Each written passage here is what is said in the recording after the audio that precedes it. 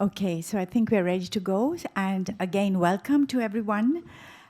Book breaks are organized by the Library Committee. And I'm a journalist. I'm your moderator today, Suvendrini Kakuchi. We have the book. It's right here, and it's available on sale over there. The Art of Blade Runner, Black Lotus, Anime Meets Hollywood by Roland Kelts. He's next to me, and next to Roland is Joseph Chou, who is the film producer of the film. They will be talking about the film, the book, and their work later on. But just a quick introduction. I'm a fan of Roland Kelts. I've been reading his columns, his whole talent of bringing Japanese anime and bringing a kind of academic in-depth into anime. And so we're very proud to have him talk to us today. Roland represents, I don't know, your profile is amazing. You are a journalist, an author, a filmmaker. I think you also have a blog. You have a podcast. And he's also an author of fiction. Monkey is a literary magazine that is available for sale. Yeah, thank you very much. So we are going to talk, of course, on Japanese-American identity in animation and manga. And also we will be talking about the whole world, because we've just had dinner together, and anime is really what is going to take over the world. Films, entertainment. So we'll be listening to their views on that, and then we'll go into question and answer. So thank you again for coming, and we'll open the floor.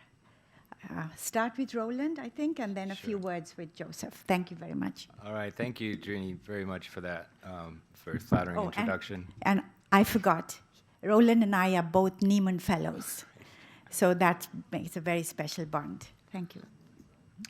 That's right. Thank you very much for that very flattering introduction. And yes, Drini and I were both fellows, Neiman Fellows in journalism at Harvard University.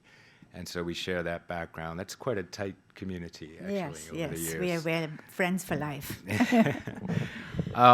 So thank you very much for coming tonight. It is really an honor to be here at the FCCJ.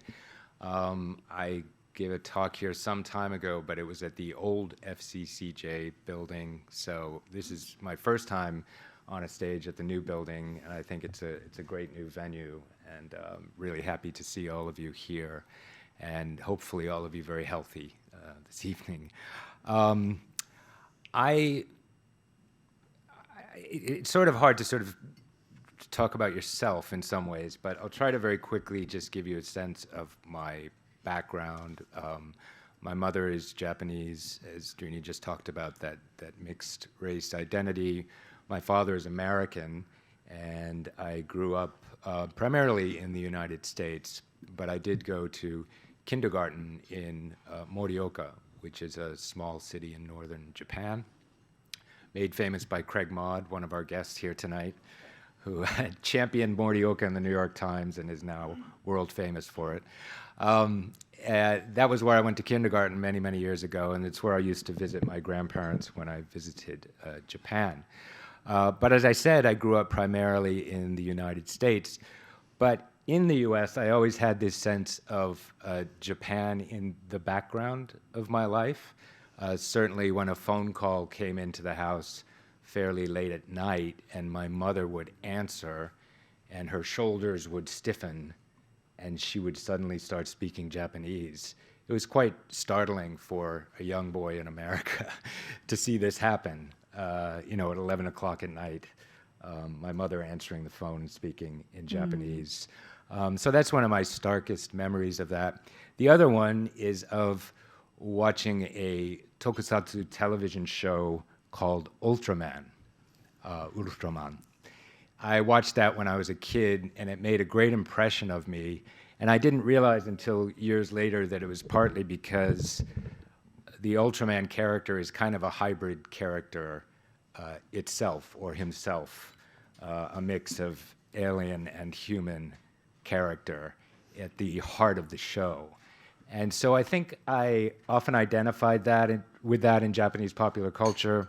Many of you know Tetsuwan Atom or Astro Boy is it's half robot, half boy.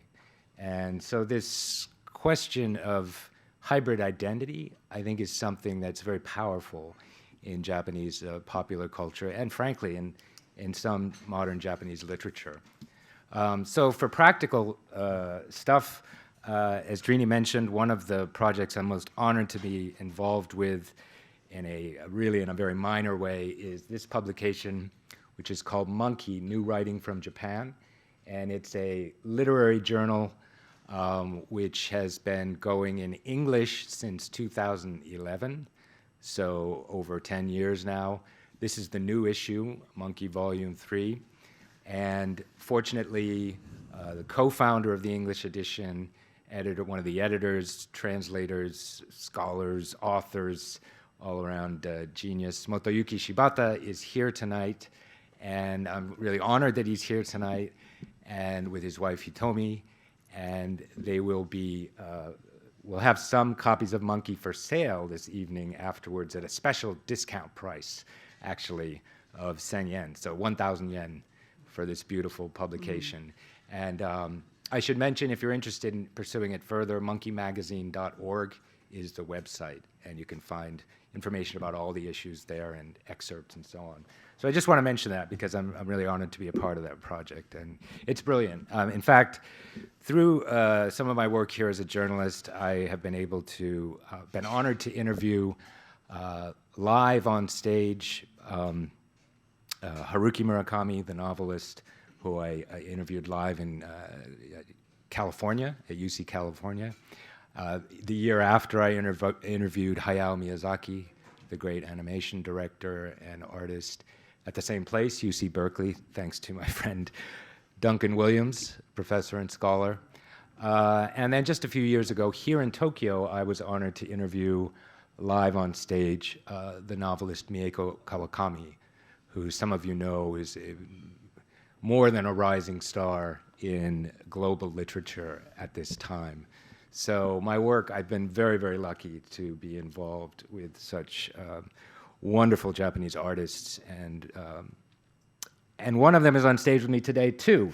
Joseph Chou is the producer and is a longtime film and animation producer, president and founder of Sola Digital Arts Animation Studio here in Tokyo, and the studio behind this project, which we're talking about tonight, Blade Runner Black Lotus, which was the first ever anime series in the Blade Runner franchise. Blade Runner, as you know, in terms of Hollywood, goes all the way back to the 1982 classic film starring Harrison Ford and Daryl Hannah and replicants. So I'm going to let Joseph say a few words about himself, and then we'll jump into the show we've got tonight. Thank you, Roland. Very nice to be here. It's I just heard that I was a film critic, and it's quite taken aback because I'm used to making them, but not used to criticizing them. But I am a producer, so I'm actually I've actually been in Japan about 14 years, and just started my studio back then, and now we have about 3 studios going here in Japan. We're doing a lot of multiple animation projects or film projects based on Japanese IP overseas. So in Blade Runner, actually, happens to be one of my recent titles that I had to fight through COVID to get done. So I'm very happy that Roland has agreed to write a book about it, and it came out very nice. So I do encourage you guys to pick up a copy if you could. So it's an honor to be here to talk about the project, it's anime has been a 20-some year profession of mine. As an outsider, I'm a Korean American who have spent about, I think, 15, 20 years each in Korea and America and Japan now. And it's interesting how the path led to this place. But I think it's kind of speaks to also Roland just talking about that whole existence of a hybrid, Yeah. if you will, living in a kind of vicarious places. So it's hopefully this will be an interesting presentation for you, and I guess we'll give it a go. Right? Yeah, we will. I forgot, I've got to very quickly thank some wonderful people who helped put this together. Hiroko Moriwaki, who is just indefatigable in helping get this together this evening. She's here at the FCCJ. At Bradley K. Martin, the author who actually first invited me to come give this presentation quite a while ago because he was interested in the book. Bob Whiting, my friend who's been here for a while, author Robert Whiting, who encouraged me to stick with it. And from Alcon, we both know Jeff Connor, director of publishing there, who helped put this book together on the Alcon side. Simon Ward and Andy Jones and Frankie Piscatelli from Titan Books in London. And Catherine Carroll and Ella Strickland, also from Titan. There were also people at Penguin Random House who helped get these books here, which is very kind of them and generous. And then, of course, Joseph and the directors of this show, which you'll hear about momentarily, Shinji Aramaki and Kenji Kamiyama, who are really brilliant, and they're an extraordinary team of directors in the anime industry, both with quite a bit of experience. So I want to get those names in. And then, sorry, this is our little title slide so that you know who's here and what we're talking about, sort of perfunctory. And those are the boxes Penguin Random House sent over to Tokyo. And this is broadly introducing something that a lot of people I've found out do not know, which is that in the top 25 highest grossing media franchises, right in the top 6, Japanese franchises occupy 3 spots, and not only 3 spots, but numbers 1 and 2. As you can see, Pokemon, Hello Kitty are up there over Winnie the Pooh, Mickey Mouse, and Star Wars.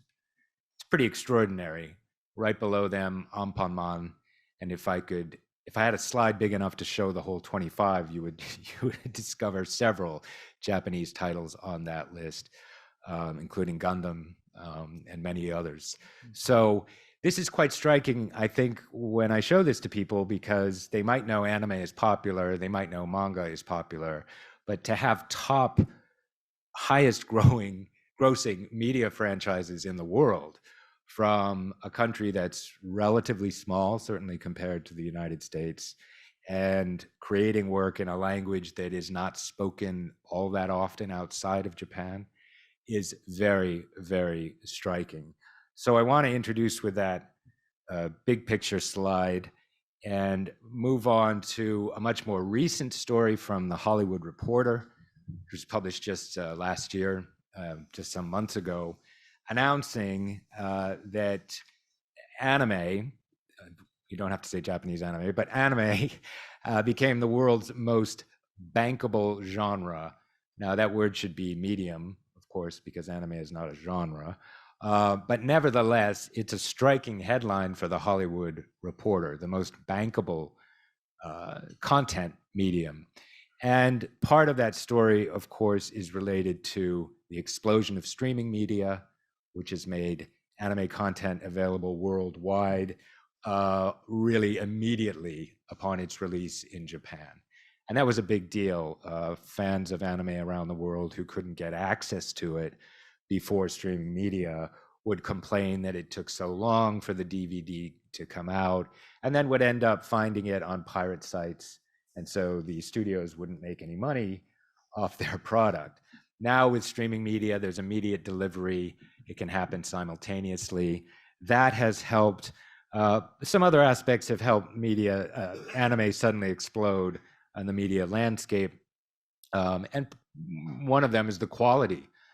There are some very, very good new shows coming out, very gifted artists, and the technologies, which I'll let Joseph talk about a little more, have advanced and come along in Japan so that the material actually looks arguably better and more contemporary. So there's a lot happening. It's a kind of perfect storm, but this is a stunning moment for anime. And I've been writing about this content for quite a number of years now, and it's never been hotter, really, worldwide. It's an amazing moment. This is the most boring slide, I promise you, because I dislike slides with text. This looks like, I mean, I do work as a professor sometimes, so this looks like the kind of work I do as a professor. Apologies in advance. But I just wanted to make some very, very key points about what I call anime assets, qualities that anime has over other visual media. And one of them is, I put it as stylized and stateless characters. And what I mean by that is that anime characters travel globally very, very well. You might have a popular actor in one country, a Bollywood actor who's huge in India, but probably people in Indiana don't know who that person is. Equally, you have US, for example, super famous talk show host, celebrity, Oprah Winfrey. Quite a few of my friends in Japan have no idea who Oprah Winfrey might be. She's not a celebrity in Japan. So the human celebrities, they don't always travel so well. But a character like Goku travels all over the world. And if it's animation and the character is speaking the local language, they're yours. They're your country's character. And that's quite striking about animation as a medium, that the characters can travel so well. And when I say stylized, and I don't want to be too conservative about this, but many theater owners, many producers around the world tell me that, you know, when you walk into a cinema and it's Japanese animation, it has a certain look. This does not mean it all looks the same. It doesn't. There's enormous variety and story types and storytelling. But there's now an audience globally that knows what they're looking at when they look at animation from Japan. And that's a huge, content advantage because people know what they're looking at. Relatively speaking, low overhead production costs compared to a Hollywood live action film, compared to a live action television series on Netflix, compared to most animation produced by big studios in Japan, the production costs are lower here. So if the show does well, you make more money and you're not losing as much money on the top end. These are obviously oversimplified. Wide range of subject matter reaches many niches. In other words, animation, there's so much different content in anime that you can reach a huge variety of audiences. And some of them are small audiences, but some of them grow bigger and bigger and bigger, and some of them build on each other. So there's not the pressure you have, for example, in Hollywood to have a blockbuster hit. If you spent, $250 million on a movie, you've got to make that back.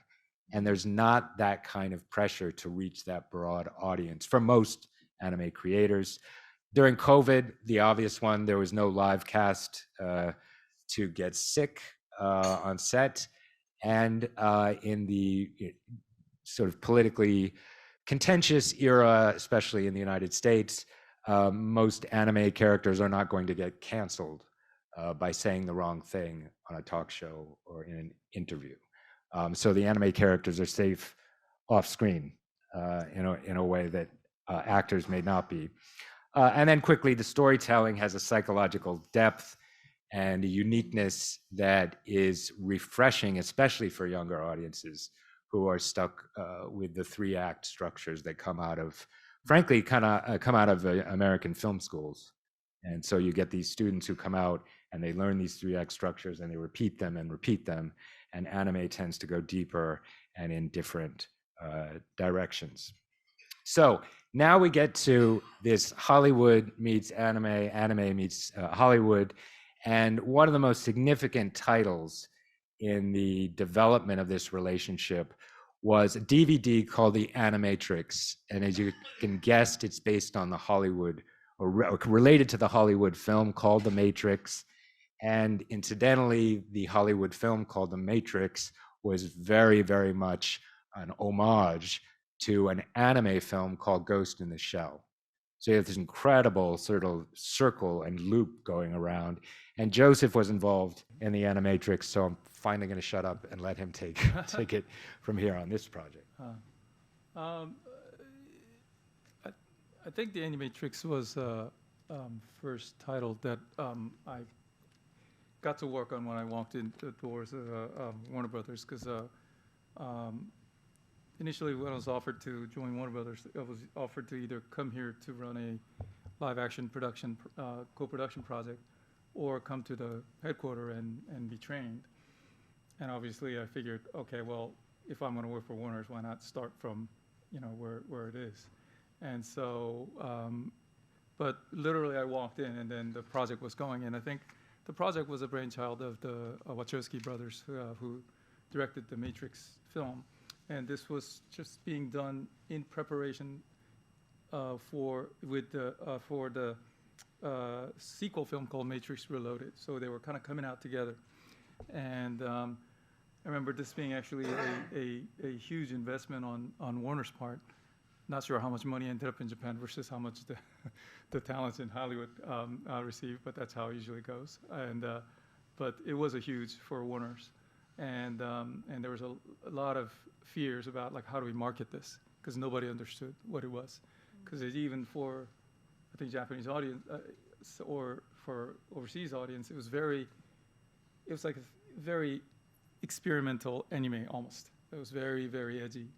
And but the talents who got involved was top notch, but nobody over there knew who these people were, and I was the only one, literally like walking in, and so it kind of fell on my laps to help market and plan the business for this, and so that was kind of my start, and it was I think still the best-selling anime of all time, probably over 7 million units just as a sale. Which is unheard of for anime, because if you sell 50,000 units in Japan, that's called a huge hit here now. So it made a huge imprint, and it made Warner realize, oh, anime is a business. So I spent the next couple of years after that just trying to start up this anime business within Warner's. And it's interesting how when you put up the slides, Pokemon was right on top. And I used to do some market research, and I would try to get numbers, and it would always be missing Pokemon. And I'm like, where's Pokemon? It's like, well, Pokemon's not anime. Right. I mean, that's the kind of perception that we were dealing with. And so even then, even as anime was starting to bloom in America, this was how many years ago was this? 2003. Mm-hmm. Just so about what? 2003. 20 years ago. 20 years. Wow. Yeah, 20 years ago, I was fighting every step of the way to try to get studios into this business. Had enough and went independent, and here I am right now. But now there's a full loop where I'm working extensively with now Warner Bros., including this one, to try to, I guess, assist in the studio's quest to exploit the anime medium, if you will. Yeah. So that's the story. Yeah. And the success of the Animatrix, as far as I understand, correct me if I'm wrong, is what planted the seed for making an anime of the Blade Runner franchise. Yeah. What it was so after it was done so well, like everyone was wondering what do we do next, and part of it was, hey, why not do something something else with it, like why don't we do the same approach for a different title? So one was my idea immediately was Blade Runner, just because I think I think there was a one done with the Batman after I left, but the reason I thought Blade Runner was just because Animatrix Matrix itself was of a huge mashup between a Japanese anime, obviously called Ghost in the Shell, which is an interesting story to look back on a filmmaker, which we'll talk about. But Ghost in the Shell and some Hong Kong action movie was mashed in, and that was Matrix. Huge influence of anime. But anime itself was hugely influenced by Blade Runner. Blade Runner basically practically changed how anime was being made in Japan. And so I thought, well, why not go back to that? Because there's this rich universe that we can tell the stories in. And I chased the rights for about 15 years. And finally came around, and this is the result. Yeah. So those of you who, if there are any of you who've never seen the original 1982 Hollywood Blade Runner film, or just saw it and don't remember it, here is a very short clip to give you a sense of how much Japan, Japanese imagery, and actually language and signage is right there from the opening of the film. So this is a short clip to just remind you how much of Japan-ness there is in the original Blade Runner. There you have the geisha on the which became famous. A new life awaits you in the off-world colonies. The chance to begin again in a golden land of opportunity and adventure.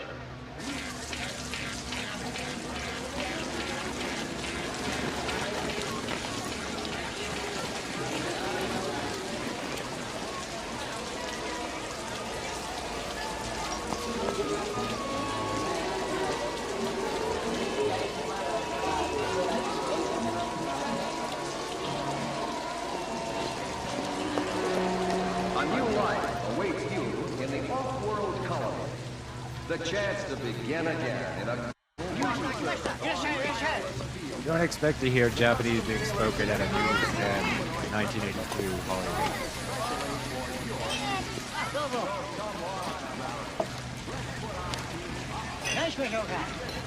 Give me 4. No, 4. 2, 4.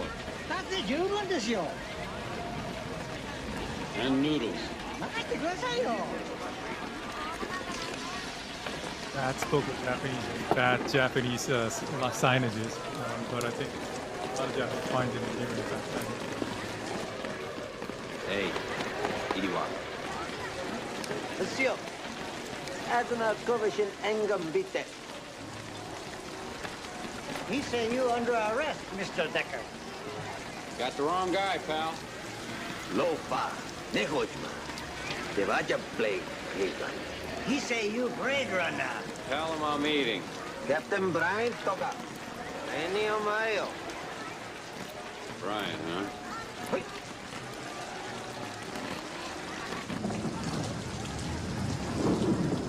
So if you remember, you get a little bit further into the scene.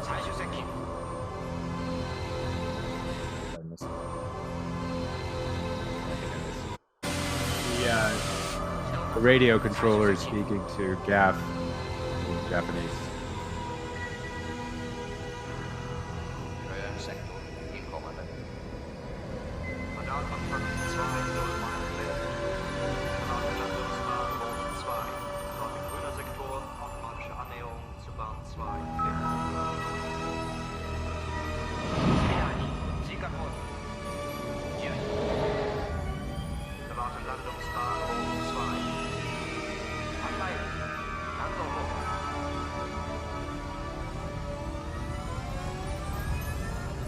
So that was 1982, the original Ridley Scott film of Blade Runner, which of course itself was based on a 1968 novel, as many of you know, Do Androids Dream of Electric Sheep by Philip K. Dick. So it's arguably a franchise that has had a very long shelf life. This is 1988, juxtaposition on the top of that scene you just saw from Blade Runner. And on the bottom, can anyone recognize the anime film that's from? Yeah, Akira, yes. That's the backdrop of the mega city, the sort of cancerous skyscraper scape in Akira from 1988. And you can see the influence right there with the juxtaposition of the two cityscapes. Both, of course, dystopic, but rendered in these noirish storylines. And that would be 1988. So now I'm going to really shift gears and show you oh, and I should mention here, we mentioned the influence.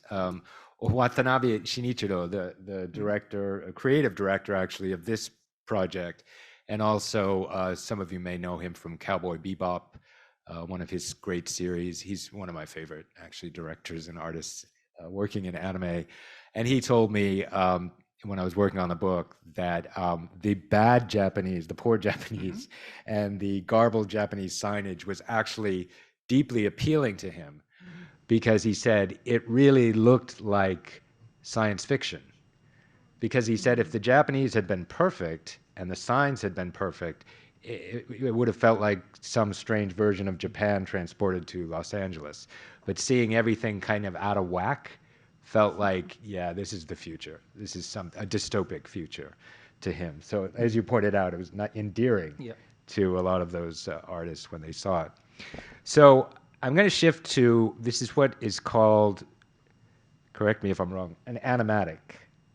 Oh, yes. Okay. Yeah, okay. Yep. So this is the process of making this particular project, Blade Runner Black Lotus. And it's an animatic, so it's an in-progress, kind of a kinetic storyboard of how this animation is made. This is CG, of course. And this is more or less, people ask me how my experience writing the book. And I saw a lot of sketches and scripts and some wonderful sketches and scripts, but also these animatics while I was trying to write the book. So I really didn't know what the show was going to look like, as you can see from this. And I'll ask Joseph to maybe comment as this plays.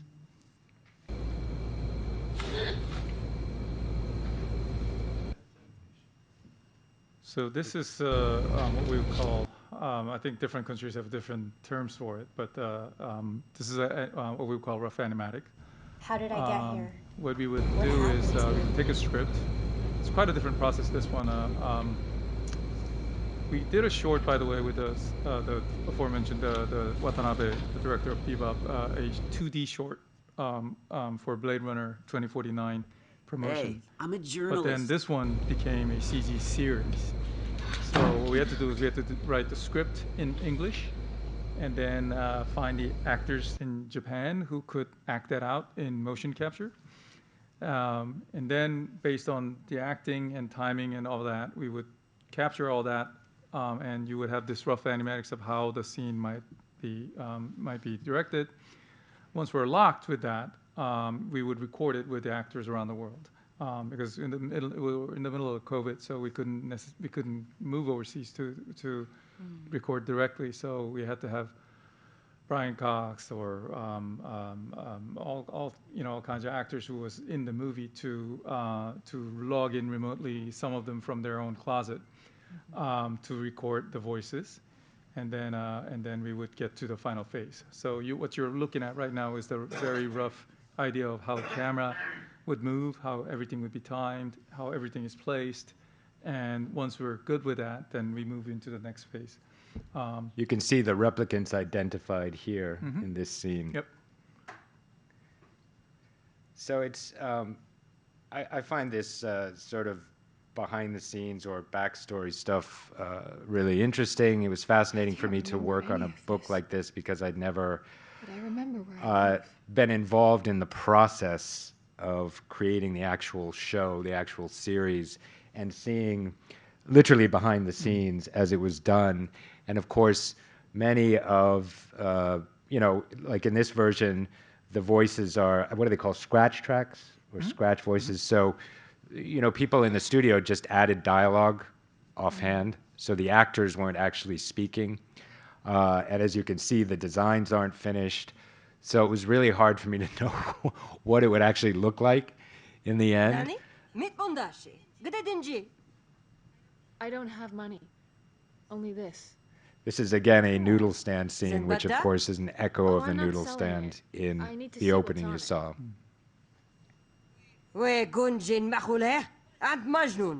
How long has the She's neighborhood speaking been Russian. like this? No, there's something called Blade Runner speak, where the languages are mixed because it's a future LA. So that's why even in the original movie you see a person speaking in multiple languages. So we would mix them up, and that was quite a bit of challenge. Because, you know, speaking badly is one thing, but like, I know the address. like I'm positive. actually making a bad speech is a whole other thing, you know, in different languages. So that was quite a bit of a fun process. Maybe we can Okay, help. so and then we'll take a look here now at a scene from Don't the have to finished answer if you don't product, want and to. you'll get a chance to look We at can the tell just by looking very at you. distinct differences and what I got to see finally You're a as long I was way from home. finishing the last drafts of the book.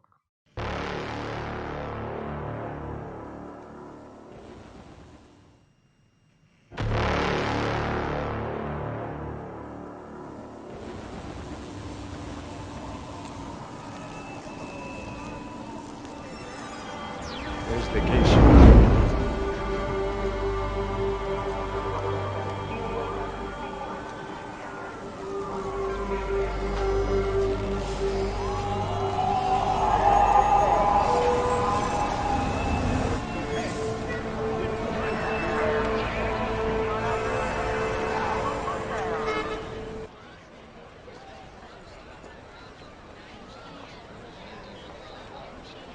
And you'll notice that the casting has become more racially diverse than the original.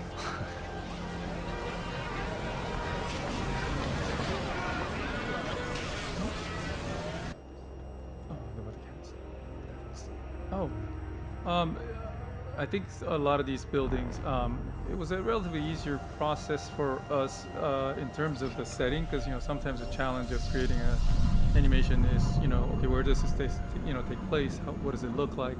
What's the space that we occupy? But there's a lot of famous buildings that are from the original, and also we had the sequel. The story takes between Blade Runner and then Blade Runner 2049, the movies. So we had the benefit of actually straddling both worlds, and the architecture of it is, it's very very famous for and it's something that people study, and some people also even travel to LA to visit the old locations just to kind of take in the wonderful architecture that was used in the film. So for us, I think it was we had the benefit of them. So it was quite easy to for us to delve into this whole universe and the world. And then there's some extraordinary choreography here in the fight scene, which is done through motion capture. Do you want to just explain motion capture for a moment? Yeah. How they do these scenes? So a lot of these sequences actually are made what you would using what's called a motion capture. So motion capture is basically real actors dressed up in tight black suits with balls, and the movements will be captured by these what's called the motion capture camera. And those animations will be captured and will be used as a basis for a lot of these acting. So if you see a lot of these big action sequences, so we'll have two different teams. There's an acting team and there's an action team. And the action team will all do all the stunts and flipping and swinging and shooting. And the actor team would be the ones who would be dealing with dialogue sequences. And then we have to pull it all together, and the animators are the ones who would be making adjustments to make sure that it's all consistent. And that's the process that would go behind in some of these CG animation films used in live action films. And I think it's interesting to note that motion capture itself, which is now extensively being used on any big blockbuster movies that you see, Marvel movies or Star Wars movies, that was actually pioneered by Japanese game company called Square when they were making a movie called Final Fantasy, which was a huge box office failure. However, all those people coming out of it were able to spread the motion capture technique throughout Hollywood, and so that's another contribution I think Japan entertainment industry made to Hollywood. I think. Yeah. Unacknowledged. Unacknowledged. Yeah. Well, yeah. In I think VFX circles they know. Yeah. So this is getting into the book itself, and I'm sorry, the slides really don't do justice to how beautiful the book looks when you have it in your hand. not only how beautiful, but how heavy it is. And you don't want to drop it on your foot, but it is beautifully designed, and it's on very heavy stock. This is that shot of Elle, and as I think I alluded to earlier, the character in particular, I felt great connection to because of her mixed Asian background and the fact that she is going through an enormous identity crisis, clearly in the story, having lost her memory. This is, again, an example from the book and how you get to see the design process behind the characters, behind the props, behind the setting, which if you are interested in graphic design or in anime or in art in general, I think is a great look at how a fairly big project gets put together piece by piece by piece. And again, this is CG anime, so it's a certain type of anime, a certain type of project and look. Excuse me, this is from a magazine spread about the book, and I put this in because the character of Jay, who becomes Elle's supporter and who is human. So it's somewhat of a reversal of the story of Blade Runner 1982, where the replicants are really the only sympathetic characters in Blade Runner 1982. In this version of the story, there's actually a compassionate human in the story. And this is the character that Kamiyama-san, the director Kamiyama-san, mentioned to me, that he really, I don't want to say fought hard, but he worked to contain Japanese, what he feels are Japanese characteristic behaviors. So this character, Jay, is compassionate, loyal, dutiful, and less openly expressive than the kind of character you might see if an American had written this story. And Kamiyama-san told me he stuck to his guns. He wanted this character to be distinctly Japanese, and that's the character of Jay in the film. This is again a shot. You'll recognize. It's almost impossible to see this if you have some background in film or animation and not think Blade Runner, with the rain and the signage and the neon. And the quote here from the book is from Aramaki Shinji, who I've known for a number of years. In Blade Runner, the main character is the city. If the city has that kind of presence, the story can expand from there. And if you've watched some anime, certainly some of the classics, you know that very often the backgrounds are exquisitely detailed, meticulously drawn backgrounds. Sometimes the characters themselves can be quite simple looking, even exceptionally simple looking sometimes, but the backgrounds are often very richly drawn and illustrated, almost as if the context for the story and the characters is as important as the story and characters themselves, which is very interesting. And some of you may have some background in art history and Japanese art history and the importance of the background or the context of the action of the painting or the action of the illustration. I do think that carries in a lot of manga. Yeah, I think always in anime, the most difficult, well, even now, background art, which you call basically art, bijutsu, and hardest artists to find. And you'll that's one thing that'll definitely, I mean, there are a lot of things that distinguish Japanese animation from other countries, but I mean, background is one thing that'll stand out from all of those things, and because of the details that they go into. But it's interesting how much Blade Runner also kind of impacted that, because people wanted to recreate. I think a lot of Japanese artists just wanted to recreate that in art. And the funny thing is, though, even that background, the cityscape, actually was inspired by Japanese 80s cityscape, because this, you call this, dystopian noir, neo-noir type of environment, you call, and then the story set in it called cyberpunk, right? So William Gibson wrote Neuromancer. That was set in Tokyo. And Tokyo in the 80s, where it's all this neon signs and craziness that was going on with bubble economy. I think that had a huge impact on Western imagination too, and I guess that's how it ended up in Blade Runner, and then it fed back to Japan, and then it was, it's just circled back and forth, and it's very interesting. I find it very fascinating. There are, before we get too sanguine about the Hollywood or American and Japanese cultural cross-pollinations, there are problems. Kamiyama-san also told me that it is incredibly difficult communicating artistic ideas between Americans and Japanese. Incredibly difficult. And he's not the only one who has explained that to me, that we celebrate this cross-pollination and exchange, but it ain't easy, and there are a lot of mistakes. And as some of you may know, there are a lot of very poorly received adaptations of anime and manga titles from Hollywood and American television.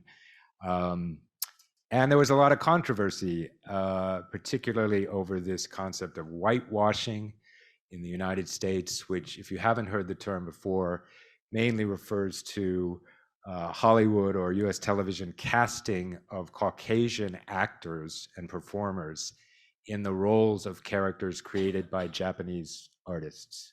So the classic example, which is probably the most loudly addressed, was in 2017, when Scarlett Johansson, the actor, was cast as Major Motoko Kusanagi, who is a literally major character in Ghost in the Shell.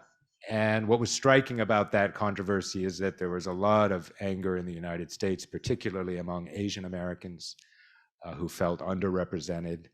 Whereas in Japan, there was barely a peep. In fact, a lot of Japanese anime artists celebrated the fact that this major Hollywood star was going to be in an anime adaptation in Hollywood. I was actually, literally making the Netflix show, Ghost in the Shell show, called SAC 2045, Ghost in the Shell project, basically. Talked to all the creators. I'm very familiar with the author. Everyone was like, wow, great choice. But then things blow up in the United States that was very hard for, I think, Japanese to understand. Part of that was also because I think the author felt that the main character itself was actually a android body. A cyborg. So even though it might be a Japanese soul, what you would call ghost, it doesn't have to look like a Japanese person or Asian person, but it's named Motoko Kusanagi, so I guess what are you gonna do? And I think America is going through a time where people who feel underrepresented do speak up, and I think it was just caught up in the middle of that. And but yeah, it was interesting to sit on the other side of the table to see that. So you can see on the same slide, by 2021, when Netflix released a Hollywood adaptation of Watanabe Shinichiro's Cowboy Bebop, they made sure that diverse casting was front and center, and tried to satisfy fans, particularly in North America and in the West, with the casting of a racially diverse set of characters. Unfortunately, the show didn't do very well anyway. Yeah, and also another thing about that is the main character, Spike.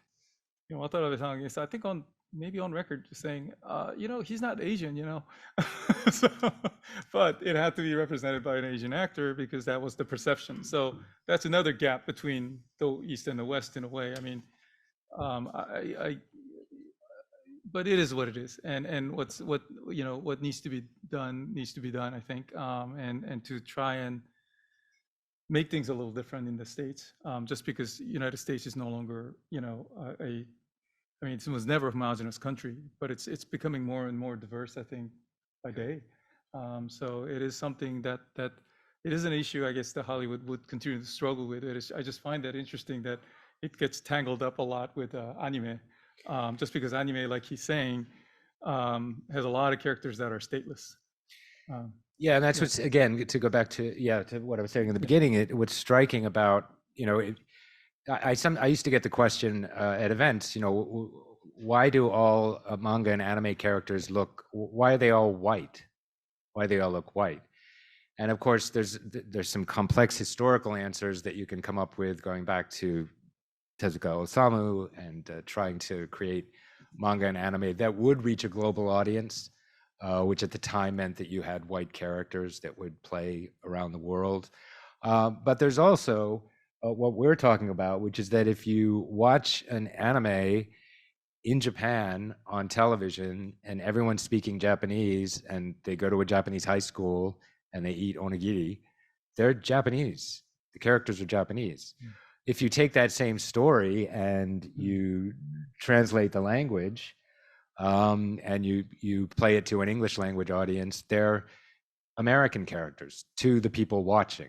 In other words, they travel very, very well. I guess you could say, Tom Cruise travels very, very well, but not that many live action actors and performers can appeal to an audience just by dubbing the language or subtitling the language. So anime and animation in general has that unique advantage, which I think is a very striking part of this transcultural cross-pollination. So with that, quickly wanted to show, yes, Joseph Studio is working on a big project that he's finally able to announce, I think. Oh yeah, he's just plugging for me. He doesn't need to plug me. It's a big project. It's a Lord of the Rings project. We're doing a theatrical animation that serves as a prequel to the trilogy of the films that were made. And I think it's interesting to mention it because of how Hollywood and Japan why did it have to be anime? I don't,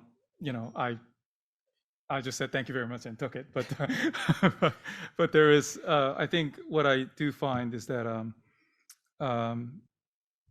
that whole cross-pollination that's happening. I mean, what's interesting is not just the films that are doing this. What's really fascinating about the manga. I mean, I think we had one manga here. Back then, they felt compelled to. You know how a Japanese book goes from right to left, but in the West it goes left to right, and they felt compelled to change it so that it goes that way before. But then I think Tokyo Pop came along back then. I remember, as that probably cost reasons too, but it's just like no, just screw it. Let's just get it out there, Japanese format, so we don't have to switch it around, so people don't have to, you know what I mean? So, but then everyone said it will fail, but then it's now become a thing, like where nobody thinks much of it. And same thing when watching anime. It's always a battle of a sub versus dub. So during the VHS days, you would either find a dubbing tape or a subtitle tape, but then DVD changed all that. But with now streaming, it's different. But it's fascinating to see how people who are watching subtitles are increasing more than dub. That used to be 70% dub. I think it's flipped around now. And that a lot of Americans, or not just Americans, I think people around the world, trying to learn Japanese, and just finding that whole all very fascinating, just because of the medium. But I think there's also an openness to language too happening with the global audience. I mean, we were talking about Parasite at dinner tonight, the great Korean film, South Korean film, and that was all subtitled.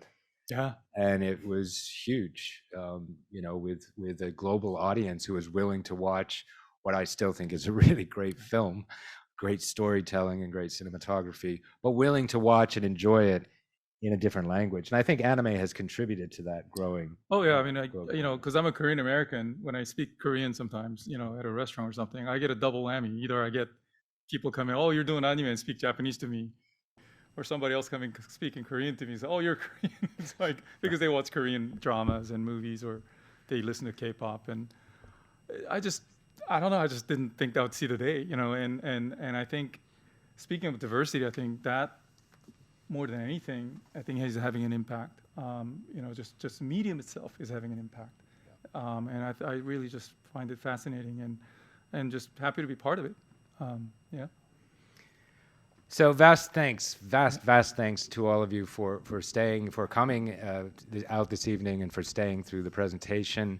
As I mentioned at the beginning, this book, Blade Runner Black Lotus, the art book, which is just beautifully designed. And I had nothing to do with the design at all. I just wrote the words. But the designers did a great job with this book. And it is available here at discount for sale this evening. And we also have copies of this wonderful literary project that I've been involved in for a number of years, Monkey, New Writing from Japan, which is also available at discount this evening at the table, 1,000 yen. So it's really a great deal, and it's a beautiful, beautiful publication. And I just wanted to add here, because you mentioned having a manga up here, this manga is not out, but it's just been published in English. It was actually written in French, so talk about cultural cross-pollination. And it's called The Guardian of Fukushima, and it's based on the story some of you may know about a man named Naoto Matsumura, who stayed in the Fukushima nuclear exclusion zone. He doesn't want to be seen as a saint, so I have to describe it very carefully. He stayed because there were animals that needed to be fed, and he couldn't stand to just see them starve to death. So he stuck around, and he figured, you know, at his age, if he gets contaminated, he's still got maybe 20 years or so. So this is his story told in manga form. And what I really love about it, and I ended up writing the foreword for it, I was asked to write the foreword, is that it's very imaginative. It's based on a true story, but it contains elements of Japanese folklore and tradition. And I often say to people that Japan is a country that unfortunately has relatively few natural resources, but so many stories. It's a great country of stories, and I know many of you know that. It's a story-rich nation. Anyway, thank you very, very much for coming tonight. Thank you, Joseph, and thank you, Jeannie, for helping. Thanks. Thank you. Thank you, Roland. Thank you, Joseph. And, you've really brought us to the future, I think. So that's great.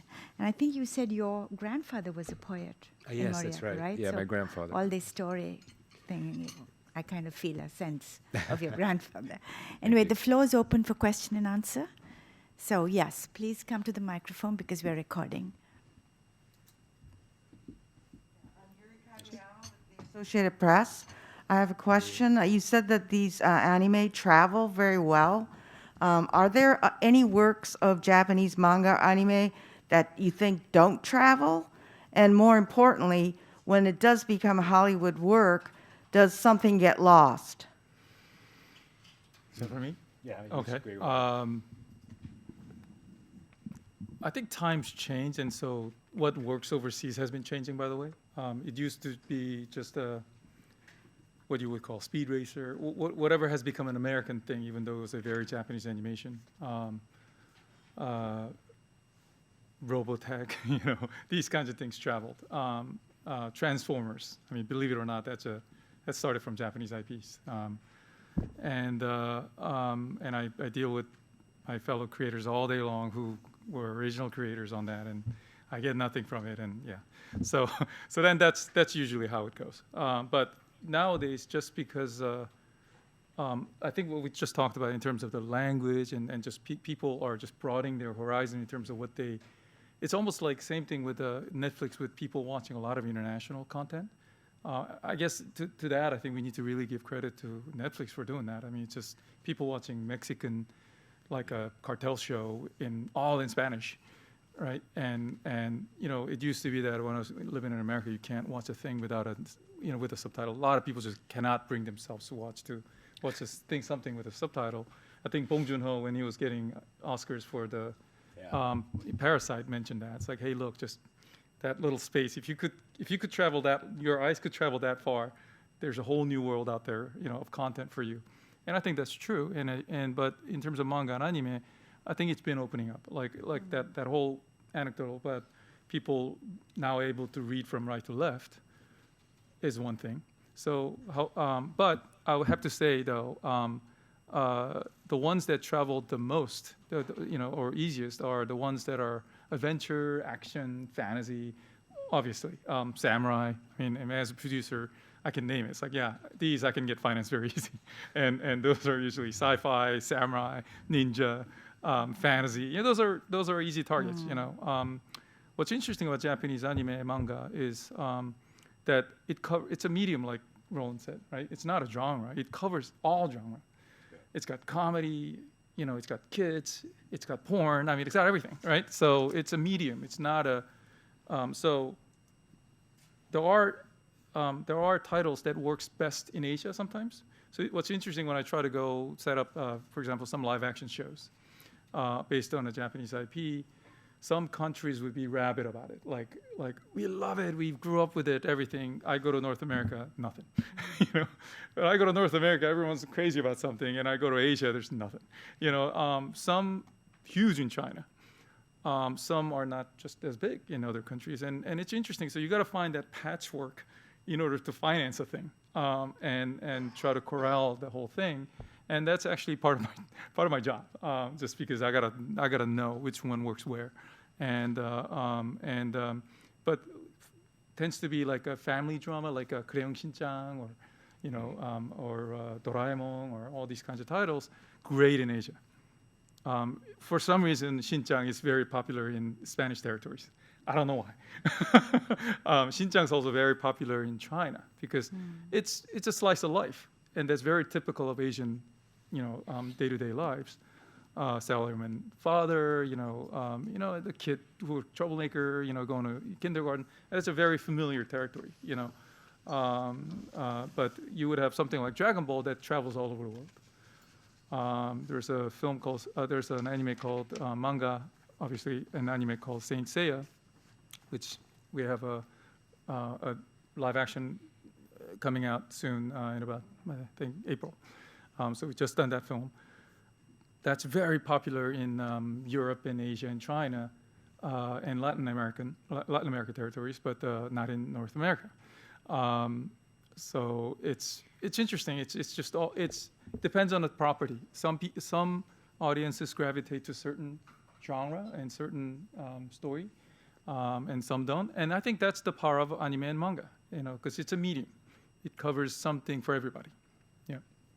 The other thing I would just quickly add, Yuri, to answer your question is that, you know, when you look back at an anime that was especially popular in North America in the 70s and 80s, and even the films cited here, Ghost in the Shell and Akira, you know, the settings were either, you know, outer space or science fiction or, you know, massive cities that kind of might have been Tokyo, but not necessarily. They were quite imaginative and so on. More recently, the anime that has become popular overseas is very clearly set in Japan. The settings are very strongly Japanese, with Shinto shrines and, you know, street scenes from Shinjuku. I mean, probably the best example is Shinkai Makoto Shinkai, who has become, you know, a massive filmmaker in anime. Some say the next Miyazaki, although he's completely different from Miyazaki. But he's an extremely successful anime director now, and he very, very clearly references Japanese scenes that you can visit, and tourists do come and visit. And that, to me, seems to be quite a big change, that Japanese artists used to sort of set their stories in nondescript places. They could be anywhere, might be somewhere in the West, somewhere in some, you know, Battleship Yamato, whatever. They don't necessarily take place in our world, and definitely not in Japan. Now they do. Actually, literally yesterday, I was having dinner with one of the top Korean artists, illustrator, who's working on a couple of our films, and he's hugely influenced by, obviously, anime, and so his look tends to reflect what Japanese anime would be like, and beyond. He's quite someone special. But he was just telling me, hey, so I invited him here for a month to spend time with the crew, and he was telling me, so where'd you go? Did you get to visit any place? And it's like, yeah, I got lazy, but the only place I went was because the movie Slam Dunk that just came out, because Slam Dunk manga was just phenomenon in Korea. I mean, I think you might see some news stories now that it's breaking records over in Korea right now, because slam dunk basically fueled the fire in terms of a basketball boom in Korea. So there's a movie that just came out, and it had Enoshima in the background, which was a famous scene from manga. Yeah, I went there, I took these photos. He was like comparing it with the scenes from the manga and the movie, which was very interesting. So he would go to, Kamakura, Enoshima. He would just wait for that train to specifically come at that moment, just like the manga shot, take the photo. Yeah. Okay, Tim? Yeah, go ahead, Yuri. If they're, making it less futuristic and more Japan, isn't there a fear that, once Hollywood starts to do something with it, not the slam dunk, which is be a closer replica of the actual work. I mean, like, if like Hollywood really takes some Japanese manga and it's very, very Japan, very Japan-centric or very, the reality is very Japanese. Is there a fear that, they'll, instead of the Japanese welcoming the Ghost in the Shell example, could there be an opposite reaction that, the white folks or the international audiences would like it, or the Japanese will start saying, hey, this is not Enoshima, or this is not our slam dunk, or is it possible, or are you seeing any of that? Well, I'm just kind of It's a great question, because in the case of the director I just mentioned, Makoto Shinkai, his most popular film worldwide and in Japan is called Your Name. And that is being remade by Hollywood as a live-action film by J.J. Abrams. No, he's thrilled. And one of the things he said was, please set it in the United States. Don't even try to set it in Japan, right? Take the story, take the ideas, and set it in Nebraska, and just get it out of here. So that was his response to it. Yeah. Okay, Tim. Yeah, because we're running out of time.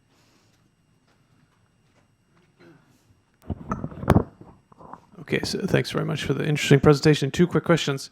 The first would be, is there still a perception that if something has to be Japanese anime, it should have the sort of traditional cell animation look versus computer-generated animation? Like, I know Ghost in the Shell and like Princess Mononoke were like both, but maybe the Black Lotus is all computer. Is there a perception that it should have like a cell animation look to be anime, or is that just old-fashioned?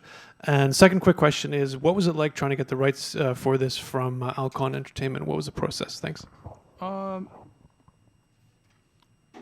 Well, I started the studio here. I was just a producer. I was basically running a production company in LA to work on anime, and one of my first titles, as soon as I got out of Warner's, was a sequel to Appleseed, which was CG anime.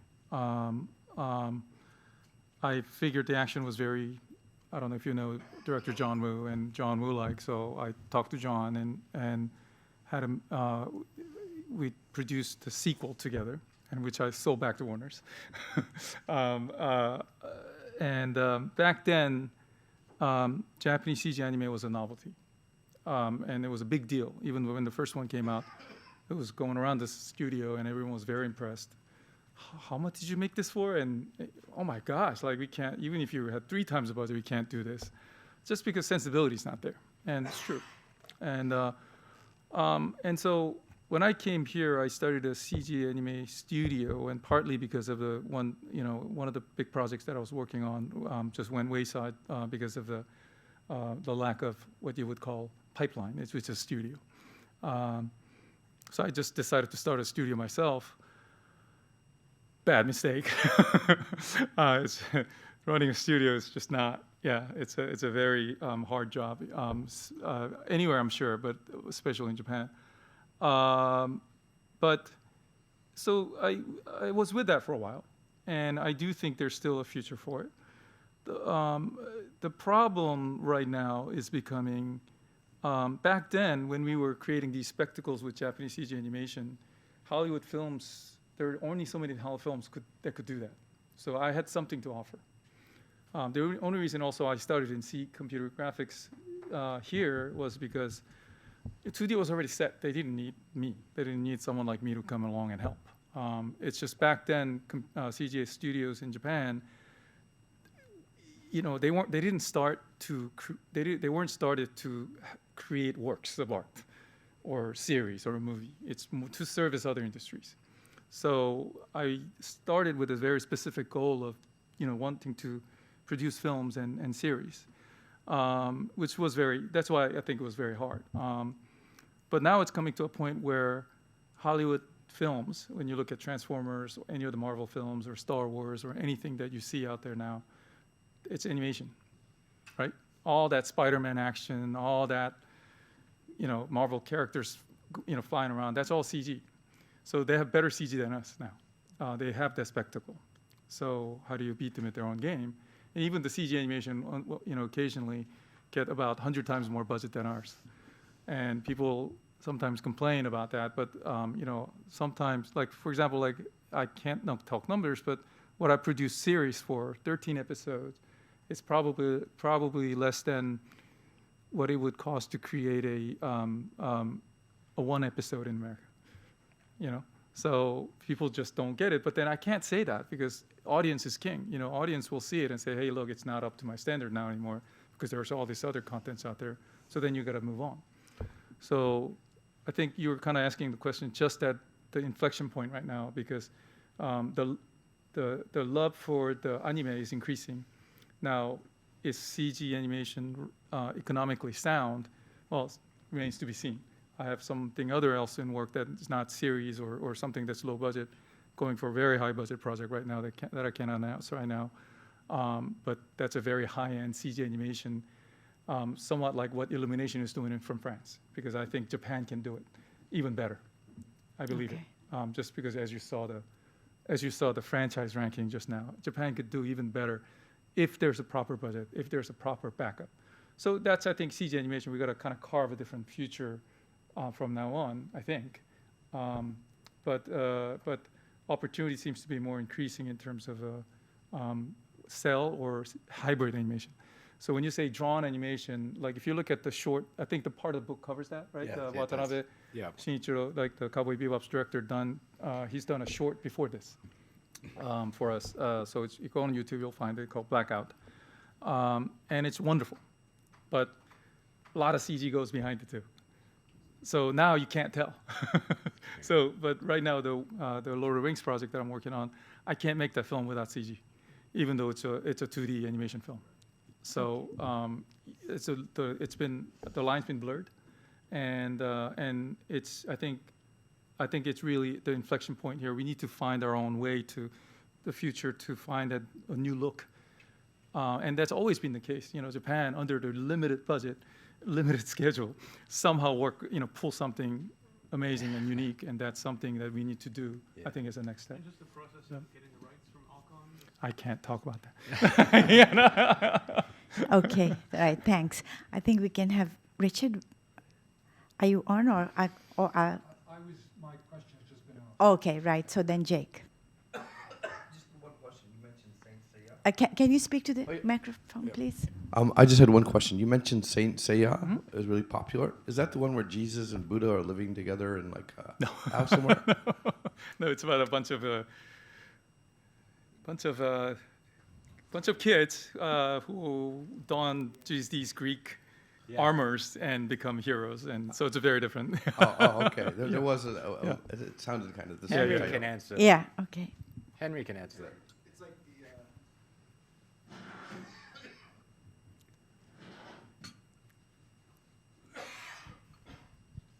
It's like the zodiac symbols. Each zodiac symbol is one of the main characters, and they like wear armor. Yeah, it's called Knights of Zodiac. In English. That's the English translation. I think it probably wasn't just marketed well in America. Probably, I think if it came out during the Dragon Ball Z, back when I got into Dragon Ball Z and Sailor Moon aired in the mornings before I went to school. If Saint Seiya was there also, I wouldn't be surprised if it was super famous. I think in Latin America it was airing at that time. Same with China, same with French territories. So it became popular there, but in America no one saw it. And then by the time it eventually did come out, it looked like an old 80s anime. So I think just who owned the rights and how they released it doomed it in America specifically, but worldwide it's generally super and that is popular. the attempt being made right now with the CG animation series and the feature film that's being made by. So was financed by Toei. So we just completed a whole set of it. So I think they're about to see a release soon. So see how that goes. Talking about appropriation, I mean, that was purely made with Japanese capital with Hollywood actors. So so we'll see. Yeah. Okay, it's almost time. Maybe we could entertain just one more. Anybody? Okay. All right. So then I want to. Would you like to say final few words, Roland? Oh, just yes. to thank everyone again for coming out. This is kind of an eclectic talk because we were talking about one project, but also talking about the bigger picture of anime and Hollywood and the rest of the world, and what's changing and what's going on now, and plus talking about Japanese literature and monkey business. But I was saying earlier at the dinner that sorry, monkey. It's monkey now. I was saying earlier at the dinner that over the years, I have seen, first of all, the anime audience around the world age up, so that I now meet people in their 20s and even 30s who got into anime through their parents. You know, I say, how did you get interested in this? You know, somebody in Philadelphia I meet who has nothing to do with Japan. They say, oh, my parents. They got me into anime. So that has happened. I've also seen increasingly young people around the world who get into manga and anime and eventually want to learn more about Japanese culture or learn the language or learn about certain eras in Japanese history through this popular culture. So it's not a gateway for everyone. But the popular culture sometimes opens the world of Japan and Japanese culture up to people all over in other cultures, and of course, including Japanese literature. So that's a very exciting aspect of this. Thanks a lot. Thank you. Great, thank you. Right. Thank you very much. Yep. Oh, yes. So the books are available, and also I want to thank both speakers today by giving them a one-year honorary membership to the club. So you are a member from today, and Joseph, you too. Wow, I get to come in here too? Yeah. Wow.